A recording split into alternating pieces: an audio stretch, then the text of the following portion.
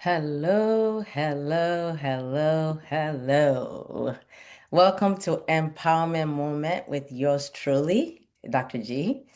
I am so happy you're choosing to tune in and just listen to me talk about some of who knows today. Well, today I'm actually talking about a topic that I've been doing for the past 2 months on the journey to becoming the advocate, right? So this is part of a conversation series that I thought about sharing. And I know 2 months ago when I did the first part, I actually had one of my peer parent who's also on this journey with me come and share her journey. And then so the first month we talked about going from the place of being overwhelmed, and basically stepping into your role of being an advocate. And then last month we talked about understanding the system, the education, the healthcare, and your rights. So this is being done as part of the organizational mission of my goal. We exist to support families facing autism and other intellectual disabilities throughout their lifespan.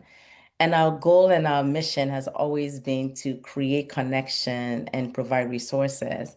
And part of the resources is really helping parents, caregivers, siblings, self-advocates, or individuals to be empowered to be able to speak on their own and speak out their voice. So today's topic is really a third part of this series that I'm doing. And the topic is going to be called Finding Your Voice. Finding Your Voice. How do we communicate with confidence? How do you communicate with confidence? And essentially, we're doing this because we want families to know that part of advocacy is speaking up, right? And unfortunately, the communication process can be a little overwhelming, right? You may know your child and you know your child well and you know their needs. And sometimes you may sit in a meeting or you're speaking with a doctor and or you're wanting to respond to a teacher and you want to challenge a decision and suddenly the words become very hard to find. You may even begin to second guess yourself, or you may be beginning to think, okay, maybe I'm being too emotional about this issue. Or you maybe you're the type of person that's like, I don't like conflict. I don't want to just let people label me. Or perhaps, you're just getting frustrated because you are not able to fully come across and say what it is that you want to say. So understanding that this is going to be part of the journey. When you have a loved one with special needs or special healthcare needs, because we all have special needs, special healthcare needs, it's important that we train and develop the art of communicating. It's not going to be automatic. None of us are, no matter what people say. I know some people are eloquent and can speak, but all of us have one way or the other have had to learn how to really take our time, pause. I always say enunciate your words because it forces you to slow it down. And for some of us, we have an accent, so to speak. And some of us, we speak very fast. So we're going to have to slow it down. And that especially when you're wanting to get the point across and somebody may not be hearing you. So the point here is we need to find our voice and we need to be able to communicate with confidence and get the word out. So if you're ever felt that way of saying, I just quite don't know how to do it, guess what? You're not alone. Being an advocate or advocating requires communication and it's a skill that has to be learned. It's a skill that has to be practiced. And so guess what? The good news is that you don't have to be aggressive. You don't have to be forceful. You can be calm and you can still be firm and you can be respectful and still ask difficult questions and you can be compassionate and still advocate as clearly for your child's need as possible. So part of the conversation today is some of the things that I have done or things that I'm learning and what I'm talking to other advocates, some of the strategies. So this is just a strategy. It's not to say it's one and all, but it's just really how do you communicate with confidence in those settings, educational settings. When you go to those IEP meetings, IEP is an individualized education plan. So if you're listening to me and I start rambling and using all these terminologies, that's what that means. For our children, for some of our children, we need to create an individualized education plan and goals to be able to enable them to really achieve the outcomes that they need. It also is necessary. Advocacy is also necessary if you ever have gone into the hospital, gone into the doctor's office, you're going to need to be able to speak up, right? So in those environments, it's very important. Therapy, meetings, and even everyday situations, being able to speak for yourself or for your loved one requires being very strategic or intentional in how you communicate. So conversations in certain settings, some conversations can break down. And so we need to really, really, really, really be prepared for it, particularly when I said those IEP meetings, right? It's necessary to prepare ahead of time. It's necessary to anticipate that you might get emotional because the person is not understanding you. It's important to practice certain phrases, use certain words so that you can appear confident and prepared. I remember the journey, and I just never really appreciated that even being trained as a pharmacist, how that was going to help me in my advocacy skills now. We had to practice all the time, even how we would talk to a patient about their medicine. And there's certain key words or key phrases we were taught to use. And so before you go into the conversation with the patient, as I'm now putting on my hat as a pharmacist, in the conversation, there are certain words and certain things that I would do. I will, look up the list of the medicines beforehand, review some of the potential side effects, think about how the medicine works before I go into those conversations with the person, because I have to convince somebody to take the medicine. And so I have to prepare for it. And even as a student, preparing and thinking about certain key questions that I want to raise. I used to have index cards that I'll write these things on and I'll put it to the side. So while I'm having the conversation, I know if it goes sideways, how to bring it back. So there are key things that we needed to do. Now, fast forward, I get into conversations in talking for my son Nicholas. I know that there are certain things that I need to prepare beforehand, and I apply those skills in there. And now, even as much as I've done all that, I remember my very first job out of pharmacy school. One of my leaders at the time said to me, and mind you, I thought I was doing great communicating. They said, "I think you lack communication skills, and you need to learn." I was just like, "What?" I was devastated. Like somebody's telling me I don't know how to speak well. Well, my first initial reaction was like, how dare you? But then subsequent to that, I was like, okay, you know what? If you're saying I don't, can you share tools with me that can help me? And one of them was attending a course, a class. And the class was called Communication with Impact. I still remember this class. This is over 20 years ago. And one of the key things they had us do was, this is before the age of technology where you can now pick up a phone and start recording yourself. We actually had to use a video camera and record ourselves so that you can identify the places where you do the and all those elements. And I am so grateful for that experience because it taught me how to slow down my speech a little bit. And look at it. Years later, here I am. Who knows that I'll be doing these type of conversations. So it's helped me and it continues to help me. And I'm always looking for how can I be better in communicating? Because some of us are very, when I use the word passionate, we get very excited about something that we care about that somebody may not be understanding. So for me, it's now, I guess they call it emotional intelligence, right? It's really knowing how to manage those behaviors, those emotions, so that we don't let it override to the point where you can't even begin to express yourself confidently. So it's so, so, so important and very crucial. These are skill set that as parents, as caregivers, as individuals, we have to continually develop. And more than that, when you're now needing to advocate, you need to come across confident.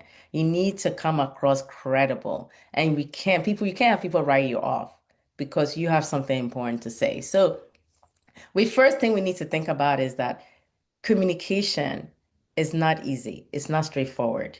you're going to use your whole body, including your voice. Sometimes your nonverbal communication tools by itself is also has a key, and so that I'm not going to get into too much of that. But I just want us to know that it is important to know that communication is not simple, especially when there's an emotional component to it, especially when it's the subject matter is so personal, especially when you're just basically trying to get the basics that a human rights that everybody's entitled to. Maybe the educational right, maybe your healthcare rights. These are the basics. And so when you go into it knowing that the audience or the person who's going to be listening to you, there may be a potential for a disagreement, you're coming in there sometimes already charged up. So we know that it's not simple. So whether it's healthcare issue, whether it's the child, your future, it's adult services, supports that you need, you're coming in understanding that we need to have an outcome that is favorable. So therefore, we need to think about how we're going to do this. So many parents sometimes walk into this already charged up, stressed out, exhausted, disappointed, oh, very anxious. Like, oh my goodness, how is this thing going to turn out? And sometimes it could be just even fearful, fear of being misunderstood, fear of being judged, fear of damage, the relationship going sour with the provider or even with the teacher, fear of being labeled difficult. I've been labeled difficult. I've been labeled harsh. Fear of, that people are not going to listen to you. You're going in with these emotion and they're really, really, really, really high. And, so sometimes as parents, because we have all these anxieties and fears, we might become silent when we really, really, really need to speak. We might feel intimidated and sometimes the emotions get built up to a point where we get frustrated. And because of all these things that are underneath it, our reactions can be a little bit overwhelming, right? So we want to be able to be mindful that these are all underlying factor and going in prepared. So I'm going to just really highlight the importance of understanding that, being self-aware that there are underneath it all, there are elements of it that can be frustrating. And so labeling it, I call it labeling. I love the word labeling. It's important to label the emotion. It's important to identify what are the triggers, what is going on with me, even before I go into this meeting, because that's going to be very helpful in how we communicate. So communicating requires that labeling component that I'm sharing. We also need to know that there's some power dynamics that goes on to some of these conversations. So think about it. You walk into a room and you're interacting with professionals and you're using technical language. They're using educational terminology. They're using big vocabulary, medical vocabulary that seems very unfamiliar. It can feel intimidating very quickly, and you may begin to wonder, do I even know what I'm doing? Do they know more than I do? Can I really trust this process? What if my concerns are wrong? Well, guess what? They may have the expertise and use those big terminologies, but guess what expertise that you and I have? We have the expertise of our child. We have the expertise of living with that individual at home. We are raising them, so we know them in and out. They may have the lingo, they may have the statistics, they may know what the quote unquote standard operations may be, but there's also a big factor, which is the individual that we're advocating for. That's why, at least in the world of advocacy, in the world of going into IEP meetings, we always say the subject matter expert at the table, what I use as SME, is the individual we're advocating for. The subject matter expert is the individual. They know how they're feeling. It is about them. So you and I need to walk into this environment understanding that our family, the individual, is the subject matter expert. All other experts, professional in the room, bringing another element to the conversation, but it's not the main point. So if you're listening to me, I want you to just highlight the fact that communication requires us to have an understanding of our expertise, and our expertise or the subject matter expert in the room is the person we're advocating for, right? So if we go from that angle, it takes away the sting a little bit off there. So, if you're joining me, I want to say thank you for joining me. We're talking about finding your voice in communicating with confidence. So, Ronke just joined me in the room. Thank you for joining me in the Zoom room. So, we're talking about how do we do this? So, but the most important, one of the key important points is prepare. Prepare, prepare, prepare, prepare. Don't go into things if you can, cold turkey. Really, really preparation. Because what it does is that it helps you to kind of distill some of the nerves a little bit. So preparing beforehand, it reduces the anxiety, it brings clarity, it helps you to get focused. Like I said, when I even do, education with my patients or even with parents, I always think about what are the key points that I want to raise before I get there. So with every appointment, when you're going there, like if I walk away from this conversation today, what is the one thing I want to accomplish? Write it down. Like that's important. So that this way you have a goal, you have a plan. If it doesn't even go that way, at least you know this is where I'm gonna go. So you're going in as like, what's my main concern? What outcome do I want to achieve? What is the question that need answers? And so you're gonna write it down and not rely on your memory because for some of us, we're going to this thing, the individual that we're walking in with, sometimes they are having a bad day and all of a sudden it could throw us off. So at least coming in prepared. Thank God that we have phones, we have technology now. You can just write it down, get there, and at least you can just pull it up. And it serves as a recorder too for previous. So part of advocacy is preparation. So I want to say that again, preparation, preparation, preparation. So make sure that you go in prepared.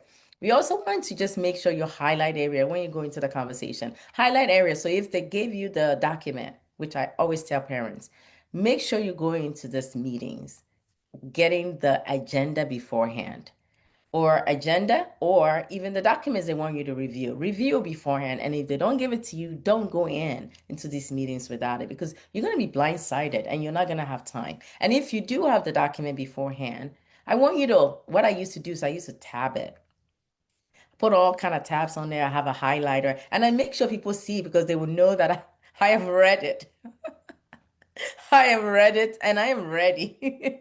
I am like turning the pages. I'm like, oh, excuse me 1 second. Let me just go to page 55.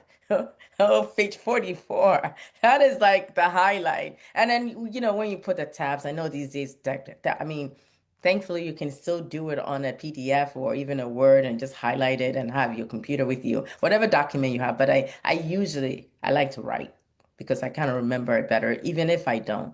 And so you want to go in there knowing that this is what it is because that's part of communicating. Even bringing the tool with you that I've highlighted enables you to be able to say, hey, let me turn to this page. Maybe I misread. And it's really, really, really important. Preparation, preparation, preparation.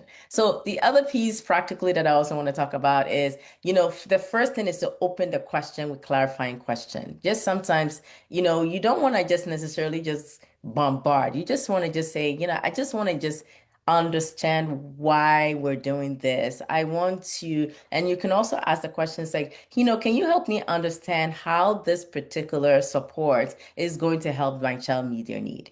Can you ask it as a clarifier? Can you help me understand? And I think that kind of approach really, really, really ensures that you're hearing the question correctly, allow somebody to really express it. Because sometimes some things that are written on paper may not completely make sense, right? So really, really, really important to kind of understand it from that way. We also want to make sure that people are taking accountability for what they have established, especially I'm talking about the IEP stuff, even with the doctor, right? You just said, okay, you're giving me this document to take to see another therapist, just so that I understand. Can you just, explain it to me in another way, just so that I can understand it fully? Please don't leave there confused. If you're not sure, speak to a nurse, speak to somebody else. It's just like, okay, this was the document I was given, or this was the prescription I was given, this is the referral I was given. Can you explain that to me? As the social worker, can you help me to process what I'm reading so that I can be sure I fully understand it? And I've done this on, call it like, oh, just please forgive me if I seem like I'm being redundant, but I want to make sure that I'm not misunderstanding what you're saying to me. I will ask that question that way because what it does is that it helps the person to know that you're not trying to be difficult. I almost do a disclaimer. I'm like, I have a disclaimer, disclaimer, disclaimer, disclaimer. The disclaimer is this. Can you help me to understand what I'm reading? And in doing so, I think it builds a bridge because it's saying to the person that you're really, really trying your very best. And I can say, you know what, I this whole journey is overwhelming.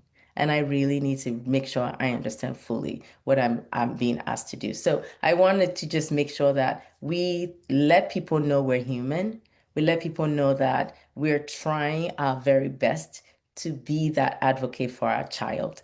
And it's not, and I think it's important to know that it's a relationship. And sometimes the person you're speaking to may be having a bad day. We don't know who they were dealing with or what they were going through right before you got into the room. So there's always a need to provide, give a benefit of a doubt. And so that is also very, very important. I want us to just think about, and I shared this earlier about some of us being very passionate. If you're feeling, you just see that anger rising in you, or you're feeling very overwhelmed, ask to take a break for a minute. Just say, can you just give me a minute? Be right back. I just need to step into the bathroom for a minute. Go into the bathroom, just make sure the windows are closed when you start to scream or something like that. But whatever you do, just so that you can manage and bring your emotion under control. It's so, so, so, so important so that we're not leaving the conversation, really having things kind of escalate out of control. So it's really, really, really important that we don't react impulsively because we're emotionally upset. We're emotionally. So it's taking a deep breath, slowing it down, asking to take a quick break. And if you're not sure, you just say, you know what, I'm not sure I can answer this question right away, or I can make this decision this minute. I need some time. So you can say, can I take some time to think about it? Would that be okay? What you're doing is basically saying that I need to process because right now I'm not fully looking at the big picture. I don't have all the answers there. And if you have to default to say, I need to talk to my partner, I need to talk to my husband, I need to talk to my wife, I need to talk to my family about this, that's what you do because what you're doing is saying, I need time. And it's one of the best thing you can do as an advocate is being able to say, I need time. I've had scenarios where I've had to come home and then craft an email. And now you have the world of AI now. It can help you craft one. Just make sure that you read it before you send it out so you don't send the wrong response. But it's important that you process what you're about to write, before you send out. Very, very, very important. And the other piece of advocacy that we want to talk about is the need to bring somebody along with you, right? I can't say that enough when I know it's high stakes. And I'm a woman of faith, and I just believe in the power of God giving me the Holy Spirit. I ask him, how do I handle this issue right now? And a lot of times it's like, you know what, pause, wait, seek other people, ask questions. So it's very, very, very important that you do that. So imagine that you're going to the IEP meeting, and you're feeling like what are the goals that have been written is not enough. So instead of saying these are the or resources that are being given is not enough, you can just say something like, well, I really appreciate all the work that's been placed and done, and it got into this plan. But I would like to revisit these goals because I believe that my child is capable of more. And I think that he will do so much more with additional support. So what you're doing is first acknowledging that they've put some work in. Maybe not enough, but you don't want to just discount the work. So you just said, I really appreciate the work that's being done. Say as I'm saying this now, I'm actually speaking to myself because sometimes I just blurt things out like, "Are you serious?" Right? So instead of just saying, "Are you serious?" Just like, I do appreciate the work that's being done on it so far. But I believe that we can explore some other tools, perhaps, that may be for consideration. The consider maybe your child just got denied for a service, right? From therapy services. And instead of, getting frustrated by calling the line, you say, I would like some clarification regarding the denial of service. And also perhaps if you can provide some information for me on how I can appeal the process or what that appeal process might look like. What you're just basically done is you're communicating across that I need to know how you landed on this decision, and I need you to provide more information for me. And I think sometimes in doing so and asking the questions this way, this ensures that somebody on the other side know that you are paying attention. And it also reminds them that these decisions needs to be questioned. The choices that are being presented before us requires a dual or even a combined effort. So I want to really, really, really emphasize that in so many ways. So these are some of the examples that I just thought I will remind us as finding our voice is recognition of that there are emotional pieces that are there. We are dealing with a heavy duty responsibility. And part of the responsibility is recognizing that we might get emotional, it might be difficult. You going in and becoming that advocate is an ongoing process. The communication is going to be key, and communication requires practice. Communication requires strategy. It means thinking ahead, writing things down, thinking about what questions you're going to ask and saying, let me take out my notebook and ask my questions. It's okay to say, I wrote some questions ahead of time. Do you mind if I ask you? That's absolutely fine. It's better to say it that way. It's better to go in and let them know that you prepared for that conversation because what that also connotes is that this is somebody who came in ready to have a solid conversation. This is not somebody who just came in very highly emotional. It's so, so, so important. And it's also important to say, what, I am overwhelmed, but be careful where you say that because sometimes we could take advantage of that. So it's really using what I call discernment and wisdom to be able to do that. You're going to have to practice. Sometimes it means practice, practice, practice. Practice in the car. I'm going to say it like this. Practice, watch you get in front of the mirror and practice how you're going to say it, how you're going to pitch it. It's very, very, very, very important. That's why some people, the effective communicators, practice. Trust me, nobody just get out there and doing that. Me doing this talk, you think I just came up and just started talking? It may sound like that half of the time, but I prepare because at the end of the day, I need to also think about what am I saying, when am I going to say it, how I'm going to say it. Sometimes I'll ad lib it because, I do that occasionally, but I think the point here is the most important thing in finding your voice is preparation, is owning, is labeling, is understanding that you're on a journey to becoming the best that you can to advocate for your loved one that may have special healthcare needs. And the reality is that we are always going to be advocate. You're always going to advocate for that neighbor. You're going to advocate for somebody. So it's important that we all learn the communication tools. And that's why I said earlier. So I would say this to us. Um, I'm going to read a text out of the Bible because I really believe that our ability to effectively advocate for our loved one is understand that the creator who created that individual knows more than you and I. And we are not here in a vacuum and we're not here by accident. We're here purposefully on this earth to accomplish some things.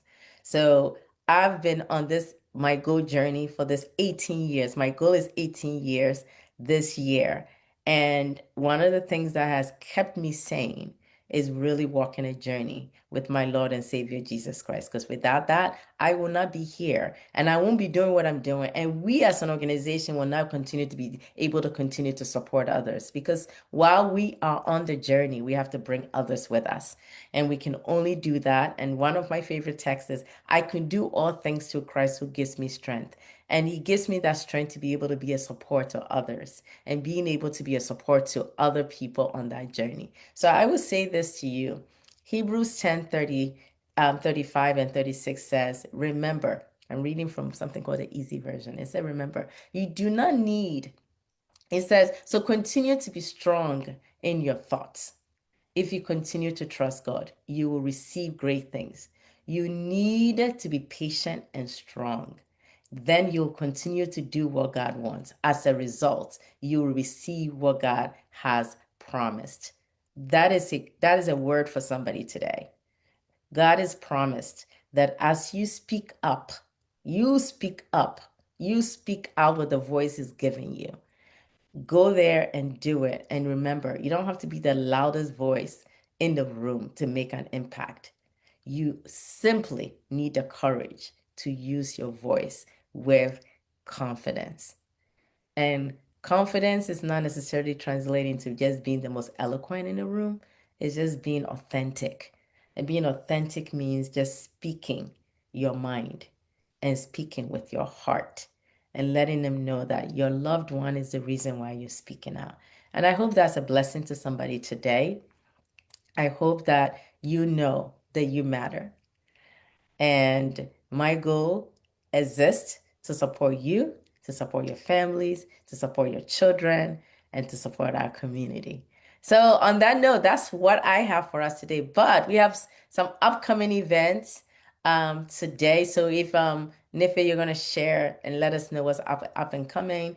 If we email us at mygoalinfo@mygoalinc.org if you have any questions, you have any issues, you have any needs, and let's hear what's up and coming for us. Hello, everybody. Thank you for joining Empowerment Moment today.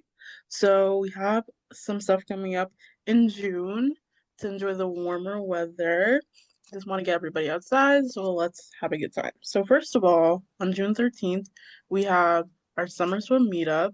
Summer swim has been swimming has been very popular with our community this year. So, we're inviting everybody to come out, swim indoors, so no bug bites, and meet up with other parents, meet up with other children. So it's just a really good way to make friends, get involved with the My Goal community a lot more. So you can register at bit.ly dot well, you can scan the QR code and then the bit.ly code is also up there. Um, yeah, so that'll be June 13th from 1 to 3 in Sayreville. We also will have it in July and August. You can't make it in June.